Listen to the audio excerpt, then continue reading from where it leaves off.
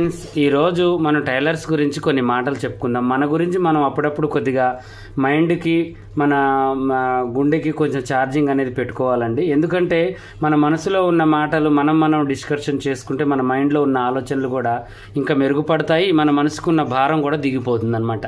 ఇలాంటి చిన్న చిన్న విషయాలు అప్పుడప్పుడు మనం డిస్కషన్ చేస్తూ ఉండాలి. ముఖ్యంగా ఎవరైనా ఇక్కడ మనకి బాగా బిజీగా ఉన్నారు, బాగా బిజీ పని చేస్తున్నారు, పొద్దున్నే లేచిన కాడ నుంచి సాయంత్రం దాకా ఏదో చాత్రం కూడా ఉంది చూడండి, ఎగిరెగిరి దంచిన అదే కూలి, ఎగరకుండా దంచిన అదే కూలి అని చెప్పేసి అందరూ అంటూ ఉంటారు. అలాంటివి ఏమన్నా సూచనలు అలాంటివి ఏమన్నా ఉన్నాయి అంటే అవి టైలరింగ్ చేసే వాళ్ళకి వర్తిస్తాయండి. అందరూ కష్టపడతారు కానీ వాళ్ళకి టైమింగ్స్ ఉంటాయి, మనకి టైమింగ్ అనేది ఉండదు. ఒక్కొక్క రోజు 3ంటికే లేచి కుట్టాల్సి వస్తుంది, ఒక్కొక్క రోజు 11ంటి దాకా కూడా కుట్టాల్సి వస్తుంది. ఒక్కొక్క రోజు మనకి ఆ నైట్ ఏదైనా మర్చిపోయామంటే అర్ధరాత్రి అప్పుడు గుర్తొస్తే అప్పుడే లేచి మళ్ళీ పని మొదలు పెట్టుకోవాల్సి వస్తుంది అనమాట. ఇలాంటివి పనులు కూడా మనకి చాలా ఉంటాయి మన టైలరింగ్లో. అందువల్ల టైలరింగ్ మనం ఎప్పుడైనా చేసేటప్పుడు ప్రతిది కూడా ఆలోచించాలి.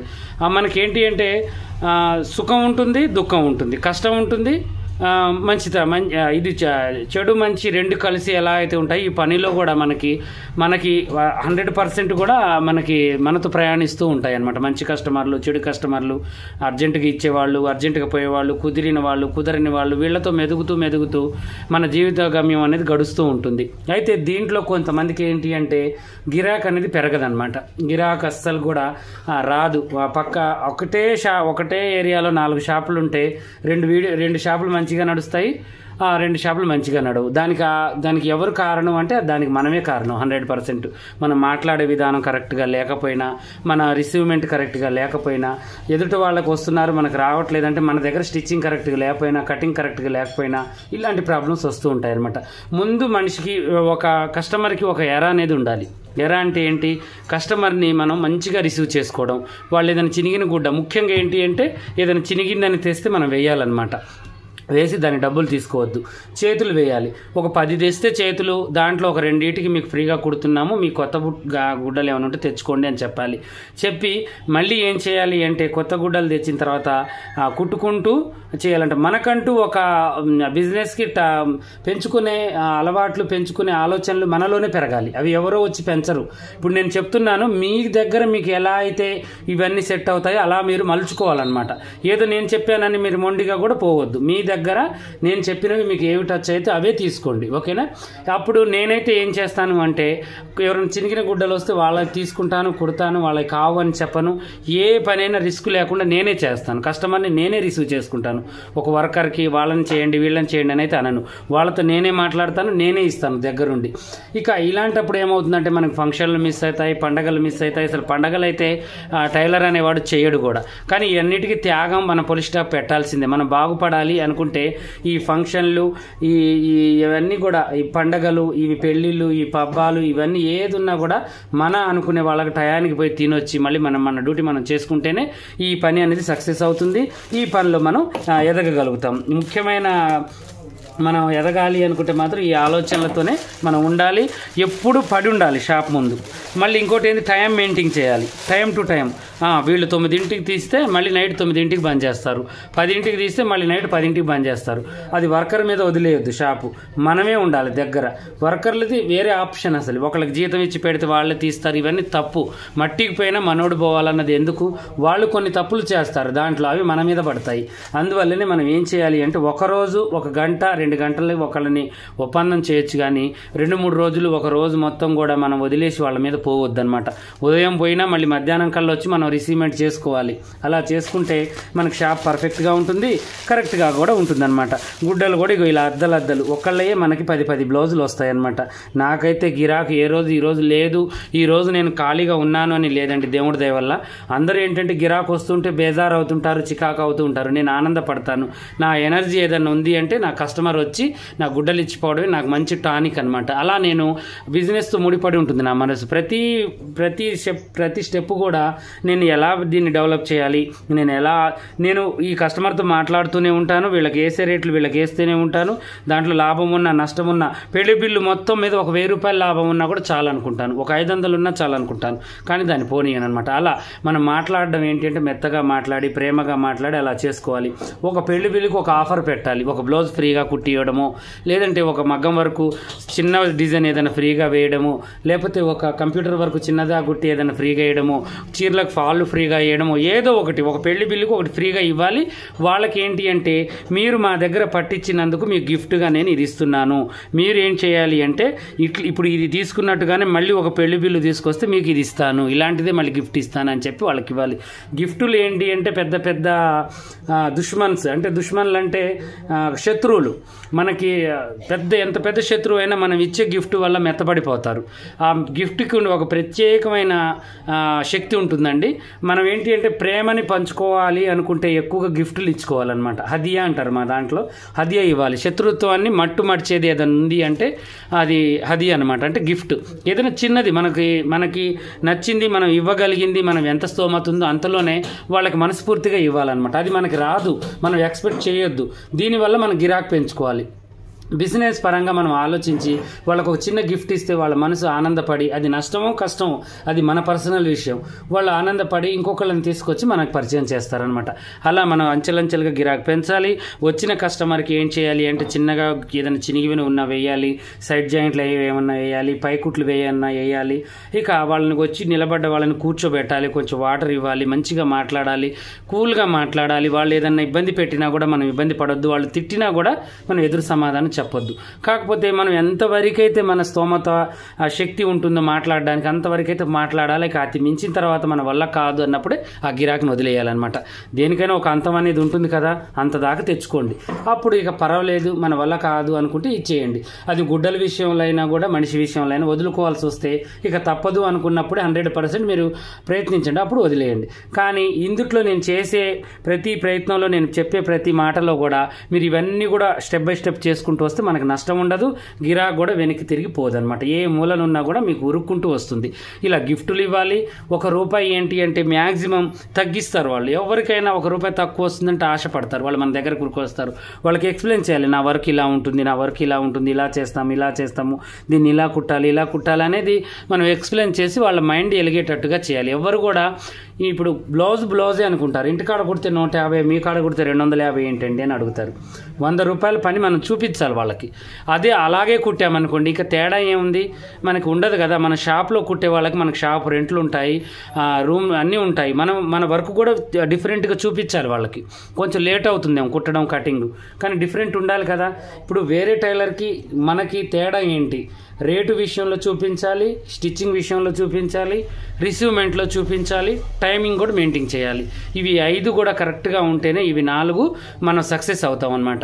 ప్రతిది కూడా ఆండువాను ఏది పోనివ్వద్దు. నేనైతే సీజన్లో స్కూల్లో డ్రెస్సులు పోనివ్వను, పంజాబ్ డ్రెస్సులు పోనివ్వను, లంగా జాకెట్లు పోనివ్వను, ఏదైనా ప్రతిది కూడా. ఎందుకంటే మనం చేసే పని అదే. దీంట్లోనే 4-5 బిజినెస్ లాగా మనం చేసుకోవచ్చు. దేన్ని ఎందుకు వదలాలి? ఇప్పుడు నేను తీసుకొని వేరే వాళ్ళకి ఇస్తే ఒక ₹10 నాకుంటాయి, వాళ్ళకు ఉంటాయి. అలా ఆలోచన ఉండాలన్నమాట. ఎవరిని ఏ విషయంలో కూడా తక్కువ చేయొద్దు, మనం తక్కువ కావద్దు. తగ్గేదే లేదనాలి. పని విషయానికి వచ్చేసరికి ఏదో స్టైల్కి తగ్గేదే లేదు కాదండి, పని విషయంలో తగ్గేదే లేదని మనం ముందుకు దూసుకెళ్ళాలి. అలాగే అద్దలు గుడ్డలు వచ్చేటట్టుగా చేసుకొని మన వర్క్ పెంచుకోవాలి, ప్లస్ వర్కర్లన్నీ పెంచుకోవాలి, మన షాప్ను కూడా పెంచాలి. అలా డెవలప్మెంట్ కావాలి. కానీ ఎక్కడేసిన గొంగలి అక్కడే, ఎక్కడ కూర్చున్న వాళ్ళు అక్కడే డల్లుగా కూర్చొని డల్లుగా ఉంటూ ఏ మాట లేకుండా వచ్చిన 2 కుట్టుకుంటూ అలా జీవనాన్ని గడిపేయొద్దు. దాన్ని మార్చాలి అన్నమాట. ఇప్పుడు ఇంట్లో ఉంటాము, మనం ఇంటి ఇప్పుడు ఎలా ఉందో అలాగే ఉంచితే ఏమవుతుంది, ఇంటి యొక్క కళ తప్పిపోతుంది. దాన్ని అలా రోజు క్లీన్ చేసుకుంటూ, మనం నడిచే దగ్గర కూర్చునే దగ్గర శుభ్రంగా ఉంచుకుంటూ, మార్పులు చేర్పులు చేసుకుంటూ, ఇంట్లో కొంచెం నీట్గా ఎలా అయితే మనం ఇంటిని చక్కదిద్దుకుంటామో షాపు కూడా అలాగే. మన కస్టమర్లు ఒక చెట్లు లాంటి వాళ్ళు. మనం ఎంత బాగా నాటి ఎంత మందు వేస్తే అంత పచ్చగా వచ్చినట్టుగా మన కస్టమర్ కూడా ఒక మొక్క లాంటి వాళ్ళు అనమాట మనకి. అలా మనం వాళ్ళని ఏం చేయాలి అంటే, ఫస్ట్ మనం మొక్క నాటాలంటే ఏం చేస్తాం, చేస్తాం, మంచిగా ప్లేస్ చూస్తాము, మంచి స్థలం చూస్తాము, ఇక్కడ బతకదా అని చూస్తాము, దానికి నీడ ఉందా ఎండ ఉందా చూస్తాము. అలాగే ఆ మొక్కని మనం ఎలా అయితే జాగ్రత్తగా చేసుకుంటామో ఒక కస్టమర్ని కూడా మనం ఆదరించాలన్నమాట, వాళ్ళని ప్రేమించాలి, అభిమానించాలి. ఫలానా వాళ్ళ దగ్గర పోతే పని అయిపోతుంది, ఖచ్చితంగా వాళ్ళు కుట్టిస్తారు అనే ఆలోచన ఉండాలి. మనం అది ఉండాలి, ఆఫర్లు ఉండాలి, మనలో ఏంటంటే మాట్లాడే శక్తి ఉండాలి. మన మాటలకి వాళ్ళకి వీళ్ళు కుట్టగలుగుతారు అనే కాన్ఫిడెంట్ కలిగియాలన్నమాట. ఏదైనా మాటలోనే ఉంటుందండి. మాట వల్ల చికాకు కావద్దు, మాటలో ప్రేమ కనపడాలి. అటు బిల్లు మనం వేసినా కూడా ప్రేమగా మాట్లాడుకుంటూనే వేయాలి. ఏదైనా కూడా వాళ్ళకి ఏంటంటే బాధ కలిగించొద్దు, బాధ కలిగించకుండానే మనం రిసీవ్మెంట్ అనేది చేసుకోవాలి. కస్టమర్ ఈజ్ గాడ్ అని అంటారు. ఎందుకంటారు? మా ఓనర్ ఊకే అనేవాడు, కస్టమర్తో మంచిగా రిసీవ్ చేసుకోవాలి. వచ్చి కొద్దిసేపు నిలబడ్డా కూడా తిట్టేవాడు, వాళ్ళని ఎందుకు నిలబెడుతున్నారు మీరు లేసైనా వాళ్ళని కూర్చోబెట్టండి అంటారు. అలా ఉంటుందన్నమాట. అందువల్లే మనం చేసే పని ఏంటి అంటే మనకు సుఖం లేదు, మనకి టైం లేదు, మనం చేయలేమని కాదండి, మనం అలాగే ఉండాలి. ఎందుకంటే ఒక 10-15 సంవత్సరాలు గట్టిగా కష్టపడితే తర్వాతకి ఈ అక్కడేసిన గొంగలు ఒక 2-3 కుట్టుకున్నా సరిపోతుంది. మనం కుట్టకపోయినా ఒక వర్కర్ని కుట్టించుకున్నా సరిపోతుంది. అలా మనం చేసుకోవాలన్నమాట. ఇప్పుడు సమ్మర్ వస్తుందండి, అందరు కూడా మంచిగా క్లాసులు స్టార్ట్ చేద్దాం అనుకుంటున్నాను. 1 మంత్ తర్వాత మంచిగా బ్లౌజ్ క్లాసులు, డ్రెస్ క్లాసులు, ఇప్పుడు అందరూ కూడా పిల్లలకు కూడా స్కూల్ ఇచ్చి అందరూ కూడా ఫ్రీ అయిపోతారు. 2-3 మంత్స్ ఫ్రీగా ఉంటారు. చక్కగా ఈ సమ్మర్లో బయటికి వెళ్లకుండా ఎండకి మన ఇంట్లోనే కూర్చొని చక్కగా ఆన్లైన్ క్లాసులు వినండి. మా యాప్ కూడా ఉంది, పర్సనల్గా డబ్బులు కట్టి కూడా బయటికి వెళ్ళి నేర్చుకోకుండా కొన్ని డబ్బులు పే చేస్తే మన app Pasha tailor app play స్టోర్లో దొరుకుతుంది. దాంట్లో కూడా ఎక్కించి మరి చక్కగా నేర్చుకోండి.